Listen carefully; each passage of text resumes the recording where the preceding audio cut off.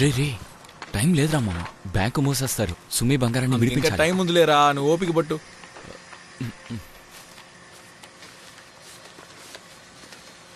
ఇంకా ఎన్నిసార్లు లెక్క పడతారన్నా? 5% ఎక్కువగానే ఇచ్చానులే, చూసుకోండి. ఏంటయ్యా, నష్టపోయే బిజినెస్ లో మాత్రమే నన్ను పార్ట్నర్ చేసుకుంటున్నావు. లాభం వచ్చే బిజినెస్ లో చేర్చుకుంటే నేను కూడా బాగుపడతాను కదా. డబ్బులు నేను ఇస్తాను.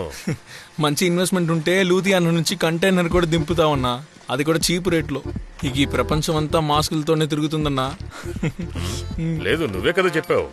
అన్ని మామూలుగా మారి లాక్డౌన్ పూర్తయ్యి కరోనా మళ్ళీ ఊహానికే వెళ్ళిపోతుందన్నావు కదా. మళ్ళీ ఇప్పుడేమో అందరూ మాస్క్ పెట్టుకుని తిరుగుతారని చెప్తున్నావు. ఏదైనా ఒక్క మాట మీద ఉండాలి కదా. సరే, ఏదైనా పనుంటే పిలువు, నాకు కొంచెం పని ఉంది. సరేనా, ఈ ప్లాన్ ని డీటెయిల్ గా తర్వాత డిస్కస్ చేసుకుందాం. నేను ఫోన్ చేస్తానులే. వెళ్దామా? రియా, అసలు నీకు బుద్ధుందా? ఎందుకు ఆ మనిషికి ఇప్పుడు డబ్బు ఇచ్చావు? సుమి బంగారం సుమి బంగారాన్ని బయటికి తీయొచ్చులేరా.